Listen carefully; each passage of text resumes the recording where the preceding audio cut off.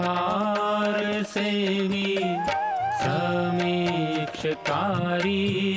विषये स्वसक्तः दाता समः सत्यपरः क्षमावान् आप्तोपसेवी च भवत्यरोगः।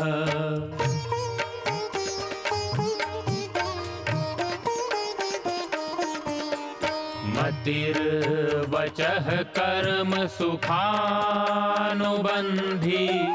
सत्वं विधेयं विशदा च बुद्धिः ज्ञानं तपः तत्परता च योगे यस्यास्ति तं नानुतपन्ति रोगाः।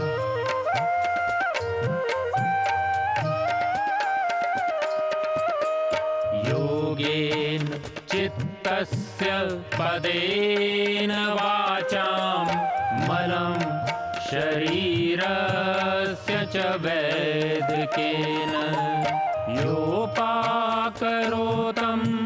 प्रवरं मुनीनां पतञ्जलिं प्राञ्जलिरानतोऽस्मि पतञ्जलिं प्राञ्जलिरानतोऽस्मि पतञ्जलिं प्राञ्जलिरानतोऽस्मि।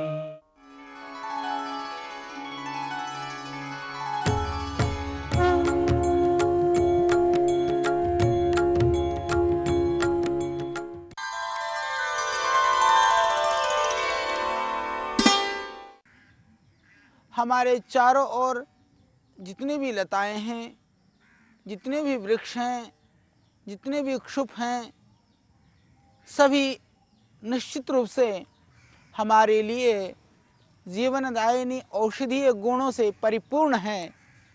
कहीं ना कहीं हम उनका प्रयोग सामान्य जीवन में करते भी हैं, परंतु इसकी जो व्यापकता है, इसकी जो जानकारी है, इसके विषय में जितना हमें ज्ञान होना चाहिए उसका अभाव है। इसकी वजह से हम उनका पूरा लाभ, भरपूर लाभ नहीं ले पाते हैं। भगवान ने जो विविधता, जड़ी बूटियों के विषय में अधिकता या बहुत तरह के पौधे जो हमारे देश को दिए हैं, दुनिया के अंदर शायद अन्य किसी देश को प्राप्त हो। आज जिस पौधे के पास में, जिस पौधे के साथ में मैं बैठा हुआ हूँ, शकल से भी काफ़ी मैं समझता हूँ ये एक आम प्रचलित पौधा है। हमारे देशवासी इससे परिचित हैं। जो पौधे के स्वरूप को न जानते हों, मैं समझता हूँ कि नाम से निश्चित ही परिचित हैं। यह पौधा है जिसको बोलते हैं धतूरा स्ट्रामोनियम। यह धतूरा पूरा देश में प्रत्येक देशवासी जानता है। इसको मदन उन्मत्त शिवप्रिय, मदमोही आदि नामों से संस्कृत में जाना जाता है। जब हमने नशा करना चाहा जीवन में तो अपने देवों को नशेड़ी बना दिया, और हमने विविध तरह के दूसरे कर्मों को करना चाहा तो हमने किसी देवी देवता के ऊपर बलि प्रथा और मद्यपान तक को भी, सुरापान तक भी हमने देवों को करा दिया। क्योंकि हम जिंदगी में अवनति को भी जाना चाहते हैं, तब भी शायद हम अपने आप अवनति के रास्ते में अकेले ही सहभागी नहीं होना चाहते हैं। हम सोचते हैं जो हमारे आदर्श, हमारे महापुरुष, हमारे जो देव हैं उनको ही कहीं हम साथ में लगा लें। ऐसी मानसिकता के चलते हमने देवों को भी नशेड़ी बना दिया, देवों को भी नशाखोर और मद्यपा शराब पीने वाले हमने बना दिए। वास्तव में जो देव लोग जो हमें पथ प्रदर्शन करते हैं, जिनकी जो दिव्यता हमें अपने पथ पर आरूढ़ होने के लिए प्रेरित करती हैं, जिनकी मर्यादाएं हमें इस दुनिया के लिए एक आदर्श हैं, भले वह देव और वो देवियां नशा कैसे कर सकते हैं। भगवान शंकर की जहाँ बात आती है, भारतीय हिंदू संस्कृति में हम ऐसा मानते हैं कि भगवान भोले नशा करते थे और हम उस नशे की पदार्थ को फिर भगवान के ऊपर चढ़ा करके अपने को गौरवशाली मानते हैं। उन पौधों में से हम इस धतूरे को भी सिर्फ भगवान शिव को ही हम चढ़ाते हैं। हम ऐसा मानते हैं कि भगवान शिव इस धतूरे का पान करते हैं। वास्तव में भगवान शिव हिमालय के वासी थे।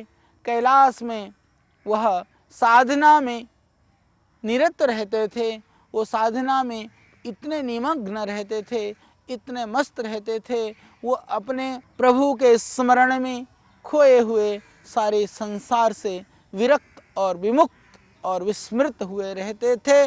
इसी वजह से हमने सोचा कि इतनी विरक्ति और इतनी विमोह की जो अवस्था है, शायद यह तो नशे से ही आ सकती है। मैं कहता हूँ कि हे भगवत भक्तों, हे मेरे इस देश के वासियों, शिव जिस नशे में रहते थे उस नशा का यदि थोड़ा भी पान करने का यदि सुअवसर आपको मिले, हमें मिले, तो मैं समझता हूँ यह हमारी देश की ही नहीं, हमारे जीवन की भी दशा इससे बदलेगी। जीवन की दशा को बदलने के लिए हम साधना भक्ति उपासना करें। साधना भक्ति उपासना आपको नशे से बचाएगा और इस तरह के विविध तरह के नशों से आप बच सकेंगे। तो हम चर्चा कर रहे थे इस धतूरे के संबंध में। तो धतूरा जो वृक्ष है, ये जो धतूरे का जो पौधा है, आप देख रहे हैं इसमें ये फूल खिल रहे हैं और इसमें इसके फल भी हैं। ये फल और फूल युक्त ये है कृष्ण धतूरा। इस धतूरे में 3 प्रजातियां सामान्यतया मानी गई है, श्वेत पुष्प और कृष्ण पुष्प और फिर तीसरे पीले फूल वाली धतूरा थोड़ा कम प्राप्त होता है, फिर भी श्वेत और कृष्ण फूल वाला धतूरा ज़्यादा प्राप्त होता है। और इस धतूरे की कुछ प्रजातियां ज़्यादा हाइट पहाड़ और नीचे के हिसाब से अलग अलग हैं। तो आइए इस धतूरे के संदर्भ में, क्योंकि अभी तक हम आपको एक पौधे के विषय में बहुत सारे प्रयोग बताते रहे हैं और बहुत सारे मेरे भाइयों मेरी बहनों का ये आग्रह भी है कि हम बहुत ज़्यादा बताने की अपेक्षा जो प्रामाणिक हैं, जो सरल है, जो आप आराम से प्रयोग कर सकते हैं, उन लाभों को, उन गुणों को हम आप तक पहुंचाने का यह हमारा प्रयत्न रहेगा। क्योंकि हमारा प्रयत्न है आप इन जड़ी बूटियों का प्रयोग अपने जीवन में कर सकें, इसके लिए हम प्रयत्नशील हैं। हम इसके लिए प्रयत्नशील नहीं हैं कि आपको बहुत सारे गुणों को बता दें और पता चला कि आप उनमें से थोड़े भी प्रयोग नहीं समझ पाए। तो मैंने जो धतूरे के कुछ प्रयोग जो किए हैं, उन्हीं प्रयोगों के संदर्भ में आइए हम करते हैं चर्चा और बढ़ाते हैं अपने जानकारी और अपने ज्ञान को और दूर करते हैं रोगों को। कानों की कैसे भी भयानक परेशानी हो, व्याधि हो, पीड़ा और सूजन हो, फंगस हो, उसके लिए आप इस धतूरे के पत्तों को, कोमल जो टहनी है, इस टहनी को भी आप तोड़ करके इसमें से आप इसको कूट करके रस निकालें। लगभग 100 ग्राम आप रस निकालें। 100 ग्राम रस में 25 ग्राम लगभग लहसुन कूट करके उसके कली में से छिलके को उतार करके और 10 ग्राम नीम की पत्तियाँ, ये 3 द्रव्यों में आप लगभग 50 ग्राम मिला लें। सरसों का तेल, इसको आप धीमे धीमे आंच पर पका लें। जब बाकी द्रव्य अच्छी तरह से लाल सुर्ख हो जाए और जो धतूरे का पानी है वह सूख जाए, उसको छान करके आप शीशी में भर करके रख लें। यह एक कर्ण रोगांतक बहुत दिव्य तेल का निर्माण हुआ। इस तेल का प्रयोग आप सब तरह के कर्ण रोगों में कर सकते हैं। यह बहुत ही उत्तम प्रयोग है। इसके अतिरिक्त यह धतूरा अस्थमा के रोगियों के लिए बहुत ही रामबाण है। धतूरे का सीधा इसके बीज का प्रयोग या ज़्यादा सेवन करने से यह पागलपन की स्थिति भी ला देता है। यह एक विष भी है। यह जो आयुर्वेद के अंदर विषैली पौधों का जो गणना की गई है उनमें धतूरा भी आता है। इसीलिए प्रयोग करते समय सावधानी से हम प्रयोग करें। जो अस्थमा के रोगी हैं, जिनको श्वास की बीमारी है, जिनको कफ की शिकायत है, उनके लिए यह धतूरा रामबाण है। पर उसका जो प्रयोग है हम उसको थोड़ा सा अच्छी तरह से हम समझने का प्रयत्न करें। इसके फल को, धतूरे के बीजों को और उसके थोड़े ये सूखे हुए पत्तियों को छाया में सुखा लें। पत्तियां और फल दोनों को बराबर मात्रा में ले करके आप उसको कुचल करके मिट्टी के हंडिया में, छोटी मिट्टी के हंडिया में उसको आप डाल करके कपड़ मिट्टी करके, जिससे उसको आप उपलों में कोयले के अंगार पर, जलती हुई अग्नि पर उसको रख दें हंडिया को। जब अच्छी तरह से वह हंडिया के अंदर भस्म बन जाए धतूरे का, उसको आप निकाल करके रखें। इसको ध्यान रहे कि आधे ग्राम से ज़्यादा मात्रा आपको नहीं लेनी है। आधे ग्राम से भी कम 1/4 ग्राम भी ले लेते हैं तो उस राख को, उस भस्म को आप शहद मिला करके आप प्रातः सायं चाटेंगे तो आप देखेंगे यह कफ के लिए, अस्थमा के लिए बहुत ही अचूक और बहुत ही दिव्य यह प्रयोग है। जिनको अस्थमा का अटैक पड़ रहा हो उस समय पर इसको आप धतूरे के पत्तों को पाउडर करके, उस पाउडर को तंबाकू की तरह चीलम में रख करके यदि आप उसको पीते हैं तो इस तरह से पीने से आप देखेंगे जिनको इन्हेलर लेना पड़ता है और अस्थमा का अटैक पड़ता है उनके लिए इससे तुरंत एकदम फर्क पड़ेगा और बहुत यह प्रभावशाली है। हालांकि धूमपान जो प्रारंभ हुआ था वह आयुर्वेद में चिकित्सा की दृष्टि से इसको शुरू किया गया था, परंतु आज धूम्रपान सिर्फ व्यसन के लिए किया जाता है। और एक इसका प्रयोग विशेष करके हमारे भाई और हमारे ऐसे जो लोग हैं जो नामर्द के शिकार हैं, नामर्द की परेशानी है। देखिए जितने भी वाजीकरण योग हैं आयुर्वेद में उनका वर्णन है, धातु क्षणता के लिए वर्णन है, गृहस्थ आश्रम ठीक से आपका गुजरे इसके लिए भी बहुत कुछ ऋषियों ने विधान किया है। परंतु कहीं भी वासना के लिए, अति कामुकता के लिए किसी भी चीज़ का वर्णन नहीं है। संसार में भगवान ने सभी साधन दिए हैं, सभी उपाय दिए हैं।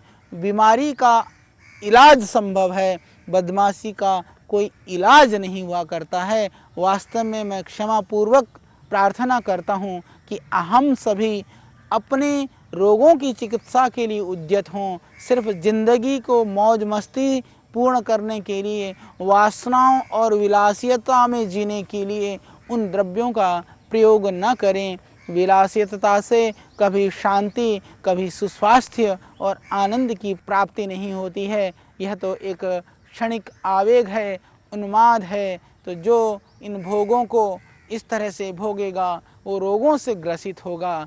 तो जड़ी बूटियाँ रोगों से बचाने के लिए हैं, न कि रोगों से ग्रसित होने के लिए हैं। इसको हमें नहीं भूलना चाहिए। तो जिनको नामर्द की शिकायत है उनके लिए एक प्रयोग मैं धतूरे का आपको बताता हूँ। धतूरे के बीज को हंडिया में भर करके आप नीचे, हंडिया के नीचे थोड़े छोटे छेद कर दें। एक छोटे बर्तन को आप उसके नीचे रख दें। यह पाताल यंत्र का एक प्राचीन सरल स्वरूप है।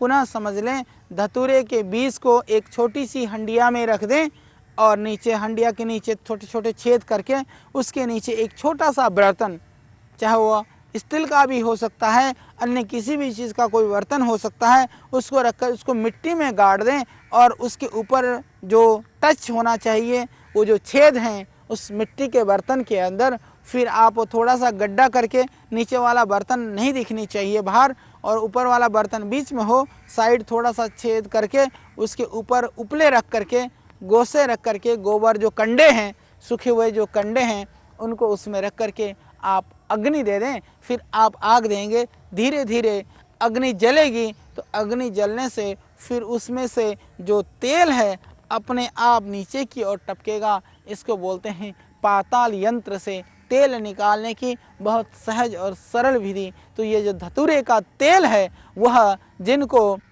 नामर्दी है, जिनको शिश्न में किसी भी तरह की परेशानी है या उसके अंदर त्वचा की विकृति भी, उसके अंदर सूजाक की जो परेशानी होती है, उस सूजाक में भी उसका प्रयोग पुरुष लोग कर सकते हैं। इसके अतिरिक्त उसके तलवे में मल्ले मात्र से जो क्षीण काम हैं, जिनकी काम शक्ति का ह्रास हुआ है, उनकी काम शक्ति बढ़ती है। पर इसको सावधानी से, रुई से अग्रभाग को छोड़ करके इसको आप लगा सकते हैं।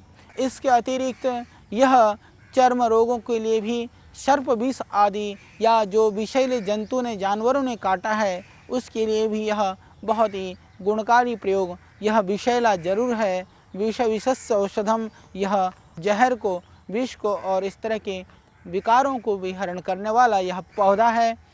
और जिनको दर्द रहता है, जिनको अर्थराइटिस की प्रॉब्लम है, उनको भी इस धतूरे के पत्तों को तोड़ करके इसमें तेल लगा करके और आप घुटनों में बांध सकते हैं। जहाँ दर्द है वहाँ पर बांधने से सूजन उतर जाती है और इससे दर्द में लाभ होता है। दर्द को दूर करने के लिए यह बहुत ही एक उत्तम और बहुत ही अच्छा यह प्रयोग है। इसके अतिरिक्त इससे आप जैसे माताओं बहनों को जिनको स्तन में गांठ है, वह गांठ घुल नहीं पा रही है, संभावना है कैंसर न बन जाए, ऐसी गांठों में इस तरह के सूजन पर धतूरे के पत्तों को तन में जहाँ गांठ है वहाँ पर बांधने से सूजन उतर जाती है, वह गांठ घुल जाती है। जो नारू होता है, नारू में इसको पीस करके और आटे में मिला करके उसकी लुगदी बना करके बांधने से लाभ होता है। यह बहुत ही अच्छा पौधा है और इसके एक विशेष गुण को बताते हुए हम इस पौधे का वर्णन बंद करेंगे।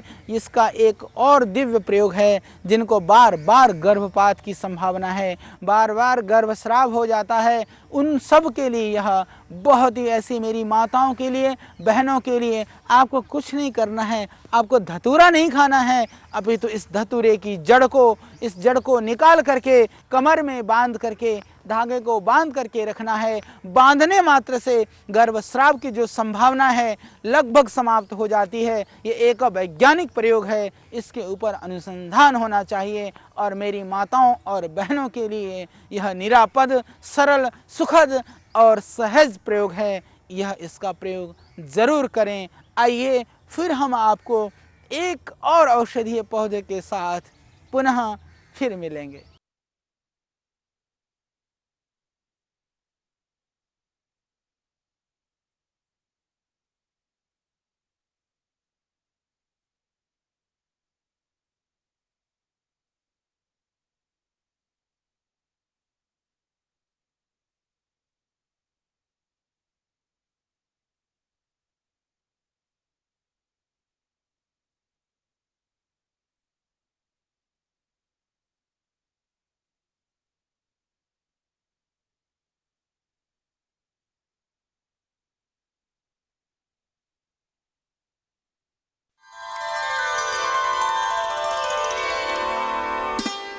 जड़ी बूटियों का खजाना लेकर आए हैं हम आपके लिए। जड़ी बूटियाँ वास्तव में हमारे लिए जीवनदायिनी हैं, इसमें कोई संशय नहीं है। करोड़ों वर्ष से ऋषि महर्षि लोग परंपरागत रूप से उस विधा को हमें प्रदान करते रहे। आज भी उन जड़ी बूटियों की गुणवत्ता, रोग निवारक क्षमता ज्यों की त्यों है, बदली है सिर्फ हमारी मनोधारणा, हमारी अवधारणाएं और रोग के संदर्भ में जो एक भयावहता है। आज हर एक आदमी रोग से भयभीत है, पर उसके समाधान के विषय में कहीं कोई गंभीर इस रूप में नहीं है कि ये सामान्य समझी जाने वाली औषधियाँ भी हमें उन असाध्य और दुसाध्य रोगों से मुक्त कर सकती हैं। हमें विश्वास होता है बड़ी बड़ी भवनों में, अट्टालिकाओं में, जहाँ जा कर के आदमी को लगता है उन बड़े बड़े हॉस्पिटलों में ही स्वास्थ्य का खजाना छिपा हुआ है। स्वास्थ्य का राज हॉस्पिटलों में नहीं, स्वास्थ्य का राज आपके संयम में है, स्वास्थ्य का राज इन जीवनदायिनी जड़ी बूटियों में है, वनस्पतियों में है। इनके प्रयोग को करके आप उन रोगों से मुक्त हो सकते हैं, इसमें कोई संशय नहीं है। हॉस्पिटल आपको राहत पहुंचा सकता है। बहुत सारे रोगों में आप इन जड़ी बूटियों के प्रयोग के द्वारा आप रोग मुक्त हो सकते हैं, इसमें कोई संशय नहीं है। आज मैं हूं इस विशाल झाड़ी के बीच में, जिसको हम बोलते हैं रत्ती, गुंजा। गुंजा का यह लता है, गुंजा की लता के बीच में है। हम इसका बॉटनिकल नाम है एब्रस प्रिकाटोरियस। एब्रस प्रिकाटोरियस के बीच में मैं बैठा हूँ। इसका जो लाभ है वह मैं आपको बताने का भरसक प्रयत्न करूँगा। तो इसका जो प्रयोग है, एक सरल प्रयोग, जैसे आप मेरे हाथ में देख रहे हैं, ये पत्ती है। यदि सिर्फ आप इस पत्ती को चबाते हैं, ये खाने में थोड़ी मिठास युक्त लगती है, इसके अंदर एक मिठास होती है, हल्का सा कसैलापन होता है। यह पत्ती यदि आप चबाते हैं दिन में 2-3 बार, जिनको भयानक यदि मुंह में छाला है, किसी भी तरह से मुंह के अंदर इन्फेक्शन है, तो उसको घाव को भरने में सक्षम है। तो कड़वाहट भी नहीं है, लेने में आपको अच्छा लगेगा। आप इस रत्ती के पत्तियों को ले लीजिए, 3-4 पत्तियों को लेकर के मुंह में खूब आप चबाएं। चबाते चबाते उस लार से पूरे मुंह को आप धोएं। इससे बढ़िया माउथ वॉश, आपके मुख धोने की दवाई और कुछ नहीं हो सकती है। मुंह के छालों के लिए तो यह रामबाण औषधि ही है। तो चाहे छोटे बच्चे को है, चाहे बड़े लोगों को है, दोनों ही स्थिति में आप प्रयोग कर सकते हैं इसके मुंह के छालों के लिए। और इससे मुंह के छाला ही नहीं, मुंह के अंदर जो यदि कोई इन्फेक्शन है, मुंह की जो बदबू है, दुर्गंध है, आपको ज़रूरत नहीं है। यदि आप अपने घर में इस गुंजा को, इस रत्ती को लगा लें, इसकी लता को लगा लें, तो इस लता में से आप 2-4 पत्तियां तोड़ करके सुबह डेली कुल्ला कर लें। चबा करके 10-15 मिनट के बाद में आप कुल्ला कर लें, तो आप देखेंगे कि आपकी मुख की जो दुर्गंधी है, आपके मुख की जो परेशानी है, आपके मुंह के छाले हैं, वो हमेशा के लिए समाप्त हो जाएंगे। और यह गुंजा, इसके अंदर जो एक और क्षमता है, वह है रक्त को रोकने की क्षमता, रक्तस्राव को रोकने की क्षमता। बहुत ही गुणकारी है यह। लगभग आप 5 ग्राम पत्तियां ले लें और उन पत्तियों को आप पीस लें। पीस करके आप उसमें लगभग 1 कप पानी डाल दें और छान करके यदि प्रातः खाली पेट नियमित रूप से पीते हैं, तो आपको होगी, आपकी किसी भी तरह की भयानक पाइल्स में ब्लीडिंग है, या आपको माताओं बहनों को पीरियड के टाइम पर जो ओवर ब्लीडिंग होती है, या जो बहुत ज़्यादा उनको लिकोरिया की शिकायत है, चाहे वो रक्त प्रदर, चाहे वो श्वेत प्रदर, दोनों ही प्रदर रोगों में कितनी भी भयानक बीमारी हो, इस तरह से ब्लीडिंग हो रही हो, रक्त के फवारे भी छूटते हों, तो ये इसके रत्ती के पत्तियों से वह उसके काढ़े को पीने से हमेशा के लिए ख़त्म हो जाता है। और बहुत ज़्यादा ब्लीडिंग हो रही है तो उसके लिए ध्यान रखें, थोड़ी मात्रा में फिटकरी को पीस करके उसको मिला करके पिला दीजिए। आपकी जो ब्लीडिंग है उसमें तुरंत फ़र्क पड़ेगा। ये बहुत ही गुणकारी, निरापद और चमत्कारिक प्रयोग है। बहुत ज़्यादा मात्रा में लेने से हल्की थोड़ी सी उल्टी जैसी संभावना हो सकती है, पर बाकी कोई नुकसान इसमें नहीं है। इसके अतिरिक्त इसकी जो जड़ है, इसकी जड़ बहुत ही गुणकारी है आपके कफ रोगों के लिए भी। आप करीबन 3-4 ग्राम आप जड़ को ले लीजिए, उसको उबाल करके काढ़ा बना करके आप पीते हैं, तो वो आपके लिए लाभकारी है आपके कफ रोगों के लिए। और इसकी रत्ती की जो जड़ है वह पौष्टिक भी है। जो कमज़ोर लोग हैं, इस रत्ती को, जड़ को उखाड़ करके यदि पाउडर करके रखते हैं, थोड़ी मिश्री मिला करके प्रातः सायं सेवन करते हैं दूध से, तो ये एक गोपनीय रहस्यमय बात है कि ये अत्यंत धातु पौष्टिक है और शारीरिक ऊर्जा को, क्षमता को बढ़ाने वाला है। जो अपने आप को मर्द समझने में, जो अपने आप को कमज़ोर समझते हैं, उन लोगों को ज़रूर इसके जड़ का प्रयोग करना चाहिए। दूसरा, एक और मैं जो संत महात्माओं द्वारा परीक्षित है, जो गुफाओं में, कंदराओं में रहने वाले साधु महात्मा लोग जिस प्रयोग को बताते हैं, उस एक गोपनीय प्रयोग को मैं आपको बताने जा रहा हूँ। बड़ा ध्यान से सुनना। इसमें गुंजा में 2 प्रजातियां होती हैं। एक तो वो होती है जिसके अंदर लाल और काली होती है, जो मिल जाता है। दूसरा होता है एक सफ़ेद गुंजा। दोनों गुंजा को, सफ़ेद गुंजा इसमें ज़्यादा लाभकारी है। सफ़ेद गुंजा को लगभग आप 250 ग्राम गुंजा का जो फल है उसको ले लें और 500 ग्राम ले लें कौंस का बीज। दोनों को सूती कपड़ों में 2 पोटली बना लें।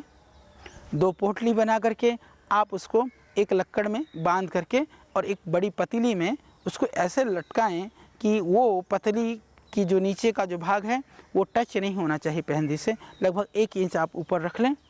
इतना कस करके बांधें। 2-3 किलो दूध में डाल करके उसको धीरे धीरे मंद आंच में पकाएं। पकने के बाद वो धीरे धीरे दूध पकता पकता वो थोड़ा सा बच जाएगा। जब गाढ़ा सा मावा सा बनने को हो, कौंस और रत्ती के बीज को जूट का कट्टे में ले करके उसको आप ज़ोर ज़ोर से रगड़ेंगे, पूरी इकट्ठा उसके अंदर डाल करके उसका छिलका निकल जाएगा। छिलका निकल जाएगा कौंस के बीज का और रत्ती के बीज का। इसको आप ताज़े में ही जो सूख जाएं उससे पहले आपको करना है पाउडर। आप पाउडर कर लीजिए। पाउडर करके फिर आप उस पाउडर के अंदर जितनी मात्रा में आप मिलाना चाहें मिश्री मिला सकते हैं।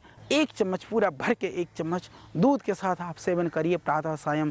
ये निश्चित रूप से स्पर्म काउंट को बढ़ाता है, यौन क्षमता को बढ़ाता है। जो युवक नाना तरह के व्याधियों से पीड़ित हैं, ग्रसित हैं और न जाने किस तरह के टॉनिक ढूंढते हैं और नियम हकीमों के चक्करों में घूमते हैं, सेक्स स्पेशलिस्ट के उस चक्कर में जाते हैं, मेरे भाई संयम पहली शर्त है। पहला शर्त हमारा संयम है। पहली आपके लिए प्रेरणा हमारा संयम है। उसके बाद में आप सदाचार पूर्वक जीते हुए यदि गृहस्थ आश्रम में कोई परेशानी खड़ी है तो उसके लिए यह औषधियाँ हैं। तो जो लोग हैं इस तरह से जो प्रमेह के शिकार हैं, जो यौन रोगों से पीड़ित हैं, जिनको शीघ्र पतन या इस तरह की जो परेशानियां हैं, जिनके शरीर बहुत कमज़ोर हो गए हैं, क्षीण हो गए हैं, जिनके शुक्राणु अल्प हैं, उनके लिए यह एक बहुत ही चमत्कारी प्रयोग मैंने आपको बता दिया है। तो गुंजा के बीज और कौंस के बीज का आप पाउडर करके सेवन करिए प्रातः सायं।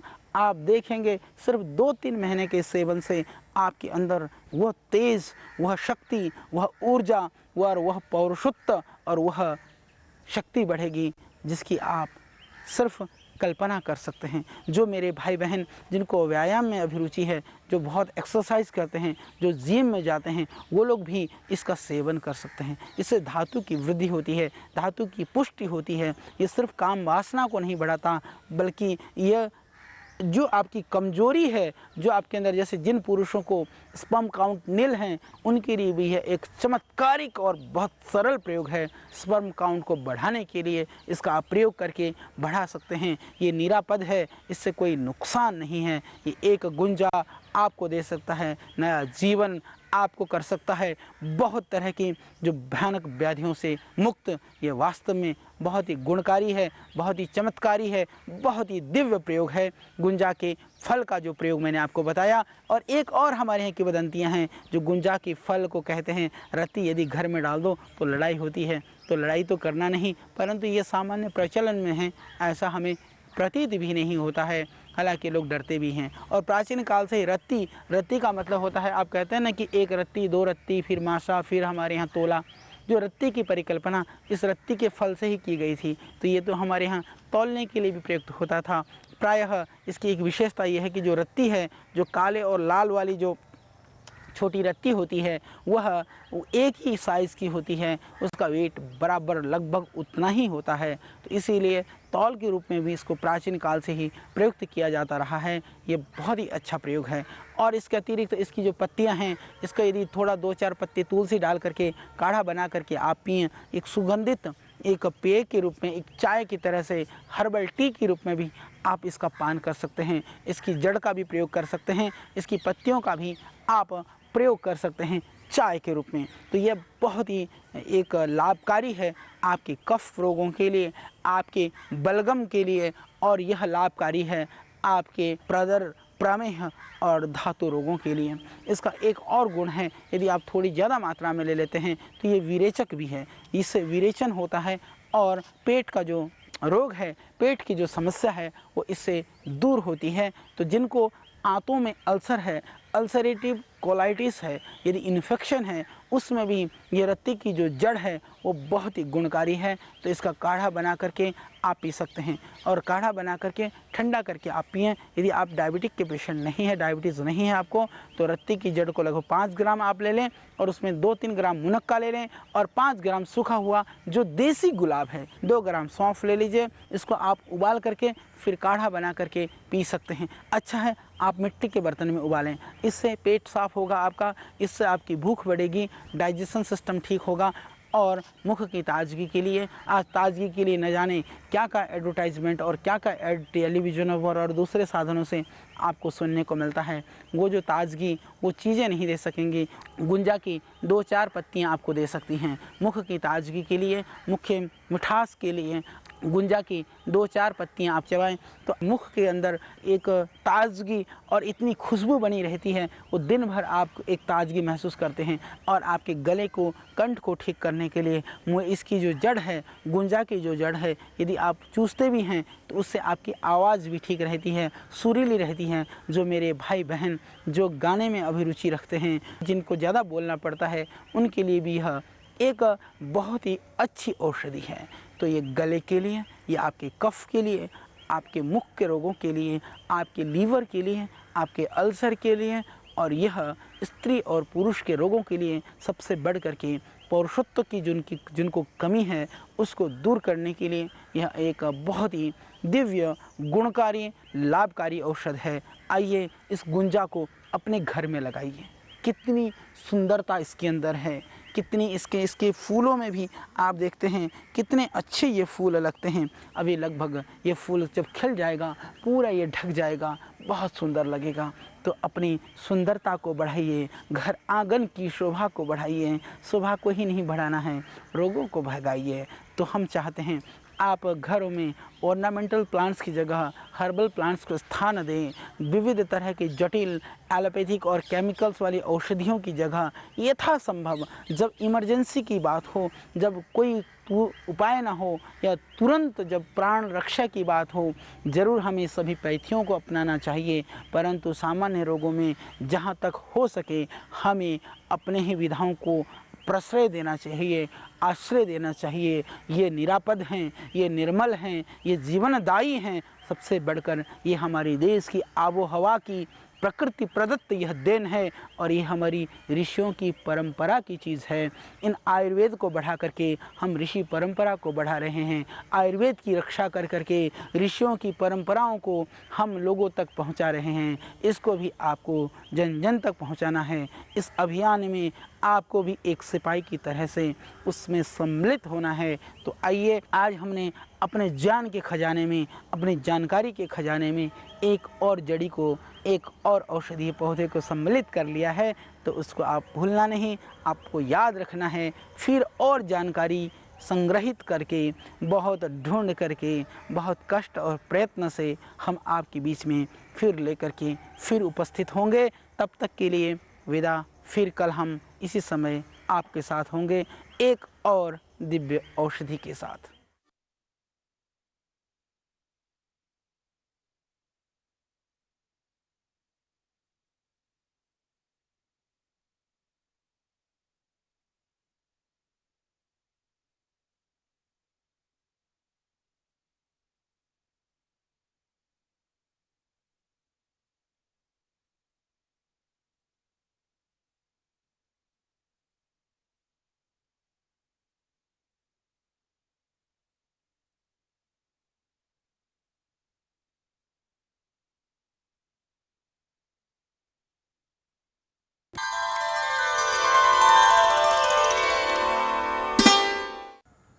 आज हम और बताने जा रहे हैं आपको एक नई जड़ी बूटी के संदर्भ में।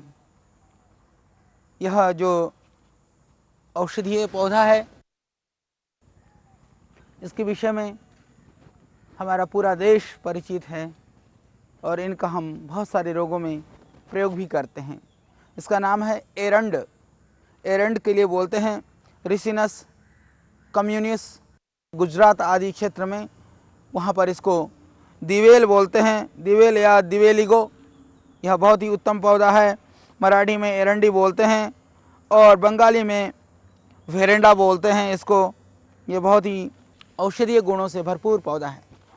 यह रिसिनस कम्युनिस जो है बहुत ही उत्तम पौधा है। पेट के रोगों के लिए, विरेचन के लिए, कमजोरी के लिए, त्वचागत जो रोग हैं, स्किन प्रॉब्लम है, उनके लिए यह एक बहुत उत्तम औषधि है।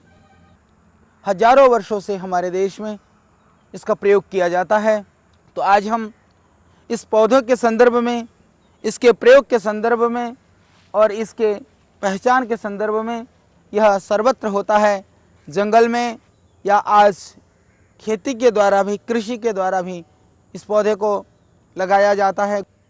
हमारे यहाँ दादी नानी के नुस्खे में भी हर कोई इसको जानता है कि यदि कहीं घुटने में सूजन और दर्द है तो सामान्य रूप से आम प्रचलन में है कि अच्छा घुटने में सूजन है, दर्द है, तो तुम इसके एरंड के पत्तों को बांध लो। तो किसी भी तरह के दर्द में, विशेष करके ऑस्टियोआर्थराइटिस की वजह से या आर्थराइटिस की वजह से या कहीं स्वेलिंग आ जाती है गिरने की वजह से, यदि पैर में किसी भी तरह से दर्द हो, सूजन हो, हाथ में या शरीर में कहीं पर भी, यदि आप इन एरंड के पत्ते को तोड़ करके फिर इस पत्ते को आप यदि थोड़ा सा गर्म करके कोई दर्द वाला तेल, किसी भी दर्द का कोई दर्द वाला तेल लगा करके इसको गर्म करें और गर्म करके आप यदि अपने घुटने में बांधते हैं तो आपको मिलेगा दर्द में तुरंत लाभ। रात को बांध के सो जाएं और उसके ऊपर से गर्म पट्टी या कपड़ा लपेटें, प्रातः काल उसको खोल दें।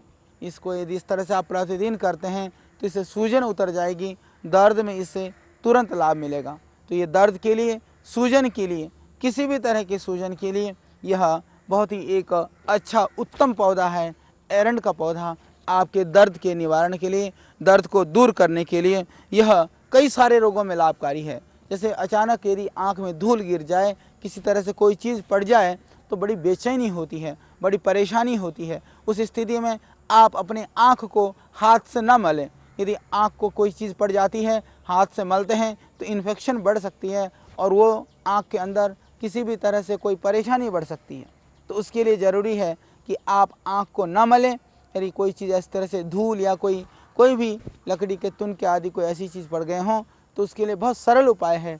इसके बीज का जो है तेल निकाला जाता है, बाज़ार में उपलब्ध भी है। तो इसको कैस्टर ऑयल के नाम से जाना जाता है। वो कैस्टर ऑयल की आप 4-6 बूंदें, दोनों आँख में है तो 4 बूंदें, नहीं तो एक आँख में कोई चीज़ पड़ी है तो लगभग 2-3 बूंद पर्याप्त है।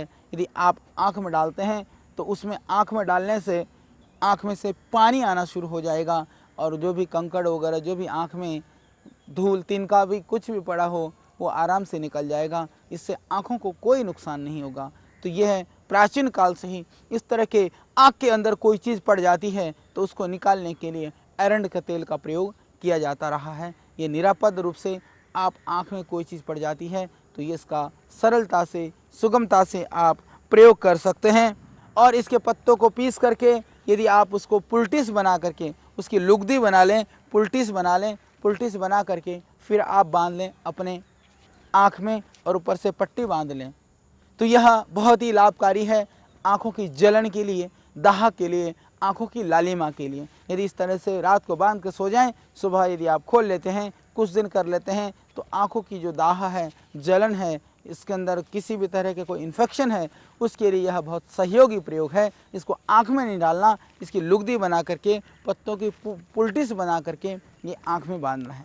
ये बहुत ही अच्छा प्रयोग है आँख के लिए। और एक इसका और प्रयोग, जिन माताओं बहनों के स्तन में गांठ है, ब्रेस्ट में गांठ है, आज बहुत कैंसर की बीमारी महामारी की तरह से पूरी दुनिया में पसार रही है और माताओं बहनों में होने वाले कैंसर में सर्वाधिक जो कैंसर पाया जाता है वह है आपका स्तन कैंसर। स्तन कैंसर इतना फैल रहा है, वो स्तन कैंसर के बाद में पहले वो ट्यूमर निकाल देते हैं, फिर पूरे ब्रेस्ट को रिमूव कर देते हैं, फिर वो लंग्स में, फिर बोन में। हमने ऐसे ऐसे केसेस देखे हैं कि पूरी ज़िंदगी, एक बार स्तन में गांठ होने से पूरी ज़िंदगी ही तबाह हो जाती है, बहुत कष्टप्रद हो जाती है माताओं बहनों के लिए। तो उससे बचने के लिए बहुत ही सरल उपाय है यह एरंड का पत्ता और यह एरंड का पौधा।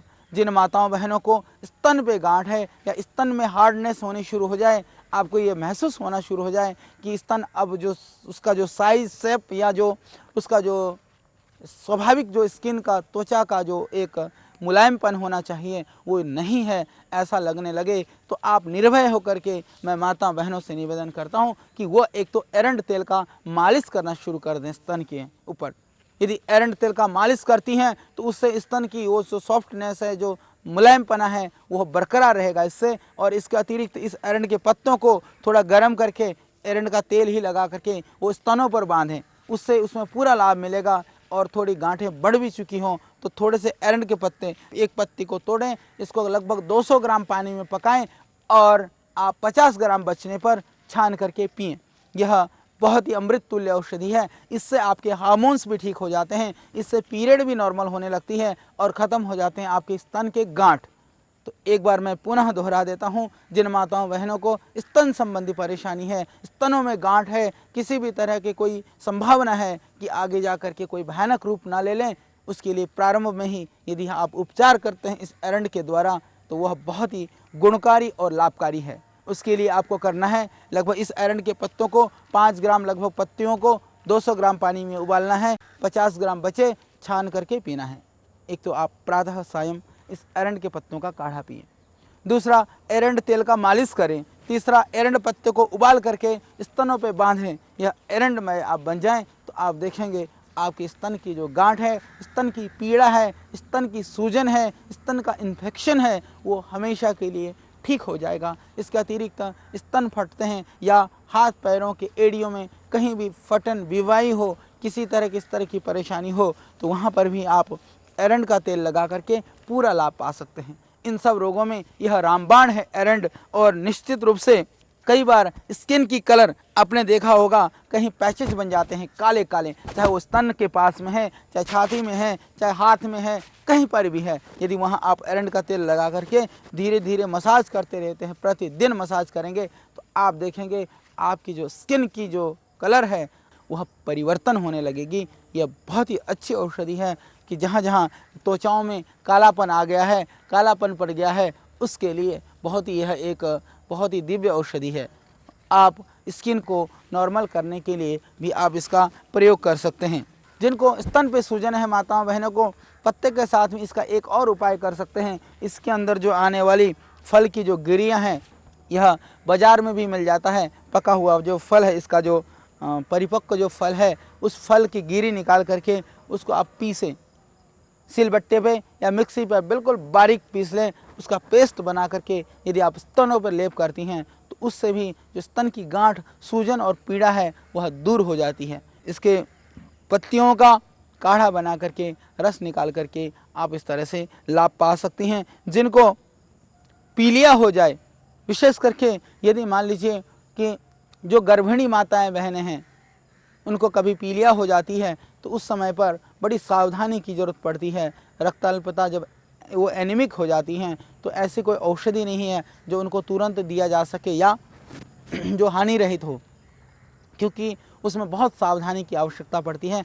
उस स्थिति में ये 4-5 ग्राम इन पत्तियों को कुचल करके आप काढ़ा बना करके यदि आप माताओं बहनों को प्रातः सायं पिला देते हैं तो इससे तुरंत लाभ हो जाता है। इसका रस निकाल करके भी आप पिला सकते हैं। ये 3-4 पत्तियों का 3-4 ग्राम 5 ग्राम पत्तियों को कूट करके थोड़ा रस निकाल लें 1-2 चम्मच और प्रातः सायं या थोड़ा सा जल मिला करके पिला दें। इससे पीलिया या पीलिया जन्य जो उपद्रव हैं या लीवर की जो परेशानी है वो ठीक हो जाती है। यह बहुत ही एक उत्तम औषधि है पीलिया के प्रारंभिक स्थिति के लिए, चाहे वो सामान्य आदमी को हो, चाहे वह हमारी गर्भिणी मेरी माताएं मेरी बहनों को हो, उसमें यह अत्यंत लाभकारी प्रयोग है। जिनको हर रोज़ भयानक दर्द रहता हो, पेट में बड़ी बेचैनी होती हो, तो इसका एक बहुत अच्छा प्रयोग है। यदि आप कैस्ट्रोल ऑयल जो है उसको आप यदि 2 चम्मच में थोड़ा नींबू निचोड़ लें, थोड़ा नमक मिला करके उसको मिक्स कर करके यदि आप ले लें, ऊपर से थोड़ा चाहें तो आप गर्म पानी पी लें, इसको आप करते हैं तो कितना भी भयानक पेट में दर्द हो, ये एक बहुत ही उत्तम औषधि है, उससे यह ठीक हो जाएगा। और जिनको कोलाइटिस है, एमोबाइसिस है और क्रॉनिक कॉन्स्टिपेशन है, कब्ज के लिए यह बहुत ही उत्तम रामबाण औषधि है। कब्ज के लिए ये निरापद भी है। ये आप बच्चों को भी दे सकते हैं, बड़ों को भी दे सकते हैं, सभी को दे सकते हैं। रात को सोते समय आप 2 चम्मच एरंड का तेल दूध में घोलिए और दूध को पी जाएं। मीठा मिलाना चाहें तो मीठा मिला करके आप दूध पी सकते हैं, नहीं मीठा मिलाना है तो वैसे भी पी सकते हैं। तो आप देखेंगे आपकी पेट की समस्या, यदि आप इसको और भी अच्छा वो करना चाहते हैं तो आप 20-25 मुनक्के को बीज निकाल करके दूध में आप पका लें, पका करके उसको उबाल करके फिर आप उसमें एरंड का तेल मिला लीजिए। फिर आप देखेंगे सुबह आपका पेट आराम से साफ हो जाएगा, ना आपको होगी बेचैनी, ना होगी परेशानी, ना होगा पेट में ऐंठन। तो ये बहुत निरापद और आंतों को भी शक्ति देने वाला, प्रायः आयुर्वेद के अंदर भी जो औषधियाँ पेट साफ करने की जो तीव्र औषधियाँ हैं, विरेचन की जो औषधियाँ हैं, वो हमारी आंतों को ज़्यादा लेने से नुकसान पहुँचाती हैं। सनाई की पत्ती है या जमाल गोट्टे जैसे जो तीव्र जो औषधियाँ हैं, या काला दाना जैसे जो ज़्यादा पेट साफ करने वाले द्रव्य हैं, यह आंतों को कभी कभी ज़्यादा समय तक लेने से नुकसान भी पहुंचाते हैं। उसके लिए हालांकि त्रिफला आदि थोड़े निरापद हैं, तो एरंड जो है इसमें आपका बहुत निरापद प्रयोग हो सकता है। पेट को साफ करने के लिए जो आंतों के अंदर जो एंजाइम्स नहीं बनते हों, रस पाचक रस नहीं बनता हो, वो रस भी इससे बनने लगेगा, खाया हुआ पाचन भी होने लगेगा, आँव का भी पाचन हो जाएगा। एमावाइसिस और कोलाइटिस में भी यह काम करेगा, आपके अर्थराइटिस में भी यह हेल्प करेगा। यदि कोई बहुत कमज़ोर आदमी है तो उसको भी इससे नुकसान नहीं होगा और आराम से आपका पेट साफ हो जाएगा। तो पेट साफ करने के लिए अति उत्तम औषधि है यह एरंड का तेल। आप घर पे ला कर के रख सकते हैं और आप प्रयोग कर सकते हैं। और जो मेरे किसान भाई आज गुजरात आदि क्षेत्रों में इसकी बड़ी मात्रा में खेती करते हैं, उससे उनका यह रोज़गार भी और बढ़ेगा। हालांकि इसको हम एलोपैथिक में भी, आयुर्वेद में भी सब जगह यूज करते हैं और बहुत सारे औषधियों में यह घटक द्रव्य के रूप में उसमें डाला भी जाता है। यह बहुत ही अच्छी चीज़ है। और जिनको अपेंडिक्स के जो शोथ है, बहुत परेशानी होती है, अपेंडिसाइटिस होने से बहुत ज़्यादा कभी कभी पीड़ा होने लगती है पेट में, यदि चिकित्सक के पास जाते हैं तो कह देते हैं तुरंत आप ऑपरेशन कराइए, दूसरा कोई उपाय नहीं है, क्योंकि वो भयानक पीड़ादायक होती है और वो बहुत नुकसानदायक भी होता है। तो इसके लिए ज़रूरी है कि यदि आप डेली 2 चम्मच इस एरंड तेल को यदि आप दूध में डाल करके पीते हैं तो जो अपेंडिक्स का जो दर्द है, आंत्रपुच्छ की जो पीड़ा है, वह भी नहीं होगी। यह बहुत ही एक उत्तम, बहुत गुणकारी औषधि है। अपेंडिक्स के दर्द या सूजन के लिए, उससे सूजन भी उतर जाती है और अपेंडिक्स में भी पूरा लाभ हो जाता है। और यदि पेट में कीड़े हैं, पेट के कीड़े के लिए भी एक बहुत अच्छी औषधि है। यदि इसका रस निकाल करके 2 ग्राम से लेकर के आप 10 ग्राम तक इसके रस का सेवन कर सकते हैं।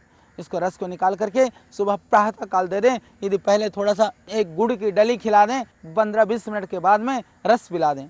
पहले गुड़ की डली खिला दें, और जिनके पेट में कीड़े हैं उनको मीठा नहीं खाना चाहिए। तो इस तरह से रस पिला देंगे तो पेट की जो कृमि है वह निकल जाएगी, उससे पूरे पेट के अंदर जो भी इन्फेक्शन है वह ख़त्म हो जाएगा। ये बहुत ही अच्छी औषधि है। इसके अतिरिक्त कई बार बच्चों के चूरमे हो जाते हैं, छोटे छोटे कीड़े हो जाते हैं एनस भाग में, वो बेचारे बहुत परेशान होते हैं। उसके लिए यदि इसके रस को निकाल करके उस गुदा भाग में यदि बच्चों को लगा देते हैं, गुदा पर लगा देने से जो चूरमे हैं, जो इस तरह के जो कीड़े हैं, वह भी ख़त्म हो जाते हैं, चूरमे काटना बंद कर देते हैं। बहुत ही अच्छी यह औषधि है। और इसके पंचांग को, इसके जड़ को उखाड़ करके और इनकी पत्तियों को, इसके फूल और इसके फल को थोड़ा कूट करके, कुचल करके उसको पकाइए गोमूत्र में। आप लगभग ये सब कुचल करके जो 10 ग्राम जो ये द्रव्य हैं, थोड़ा सा आप ले लें फूल, थोड़े से ले लें फल, थोड़े से ले लें पत्तियाँ और ले लें थोड़े से इसकी जड़ की छाल को। इस पंचांग को लेकर के आप जो है पकाएं गोमूत्र में। लगभग आप 50 ग्राम गोमूत्र में 10 ग्राम इसको पका लें। जब 20 ग्राम के लगभग बचे, मसल करके, छान करके प्रातः सायं पिला दें। यदि आप पिला देते हैं जिसको स्प्लीन बढ़ी हुई है या जिसको एसाइटिस की प्रॉब्लम है, जलोदर जैसी जो भयानक महामारी और कष्टप्रद जो बीमारी है, उसके लिए यह एक रामबाण की तरह से काम करता है। गोमूत्र में एरंड के पंचांग को 20 ग्राम की मात्रा में कूट करके उसको पिला दें तो बहुत ही उत्तम औषधि है यह। जिनको जलोदर जैसी जो भयानक व्याधि है, भयानक जो परेशानी है, उसके लिए।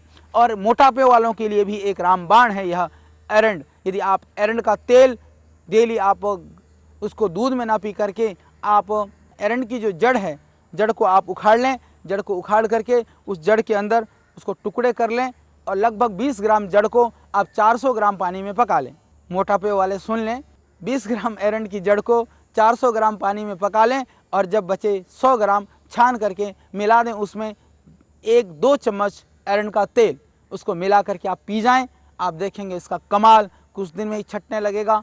आपकी चर्बी, विशेष करके जिन भाइयों को और जिन माताओं बहनों को पेट बढ़ा हुआ है, पेट में चर्बी है, यदि उसको पिएंगे तो निश्चित रूप से वो चर्बी छट जाएगी। तो उन लोगों के लिए भी यह बहुत ही गुणकारी और दिव्य प्रयोग है पेट की चर्बी को कम करने के लिए। तो इससे आपकी पेट की चर्बी स्पेशल उससे कम हो जाएगी। तो इसका ध्यान रखें। अरंड के मूल का 20 ग्राम चूर्ण में 400 ग्राम पानी में पका करके उसमें आप 100 ग्राम बचने पर 2 चम्मच अरंड का तेल कैस्टर ऑयल मिला करके आप नियमित रूप से प्रातः खाली पेट और रात को सोते समय पिएं। जिनको थोड़ा ज़्यादा पेट साफ हो जाए वह अरंड के तेल की मात्रा को थोड़ी सी कम कर दें। इसके अतिरिक्त गर्भाशय में होने वाला जो सूजन है उस समय बहुत परेशानी होती है, या योनि में माता बहनों को किसी इन्फेक्शन की वजह से स्वेलिंग है, या कभी कभी बहुत चूहन और दाहा होती है, उस समय पर भी यदि रुई के फौवे में भिगा करके अरंड के तेल को यदि योनि पर रख लेती हैं, आधा 1 घंटा रखने से उस दर्द में, उस पीड़ा में, उस सूजन और चुभन में इससे पूरा लाभ हो जाएगा। यह बहुत ही अच्छी औषधि है। और जिनको मासिक धर्म के समय पीड़ा होती है माताओं बहनों को, उस पीड़ा को शांत करने के लिए भी कई बार वो मेरी बहनें बहुत ज़बरदस्त पेन किलर लेती हैं, फिर भी वो तड़फती रहती हैं। उस स्थिति में ये बहुत सरल प्रयोग है। यदि पत्तों को गर्म करके पेड़ू और पेट पर बांध लें तो उनके दर्द में तुरंत आराम हो जाएगा। और मेरी बहनें इसको उबाल करके काढ़े को भी पिएं। इसमें थोड़ा सा मिला दें अजवाइन, थोड़ा सा मिला दें इसके अंदर थोड़ा सा सौंठ, अजवाइन मिला करके अरंड के पत्तों का काढ़ा बना करके पीने से मासिक धर्म संबंधी जो पीड़ा है, दर्द है, उसमें तुरंत लाभ हो जाएगा। इसके अनंत गुण है, अनंत लाभकारी है। जिनको शाइटिका की प्रॉब्लम है वह भी इसके अरंड तेल को यदि नियमित रूप से सेवन करते हैं तो शाइटिका में भी लाभ हो जाएगा। जिनको गठिया है उसमें भी इससे पूरा लाभ हो जाएगा। और इसकी एक विशेषता है, ये बहुत तरह के जो विष हैं, किसी भी तरह के पॉइजनिंग हुई है या जहरीली चीज़ों ने काटा है, तब भी इस अरंड के तेल का प्रयोग बहुत ही गुणकारी है। और बेड सोल के लिए, जो बिस्तर के अंदर शय्याक्षत बोलते हैं, जो लेटे रहते हैं, जो चल फिर नहीं पाते, कई बार वो बेड सोल हो जाते हैं, वो बहुत भयानक बीमारी होती है, बड़ा ही पीड़ादायक होती है, उसमें भी इस अरंड का तेल बहुत ही गुणकारी होता है। यह अरंड अत्यंत लाभकारी है सूजन में, दर्द में और इस तरह के शय्यासूल आदि में।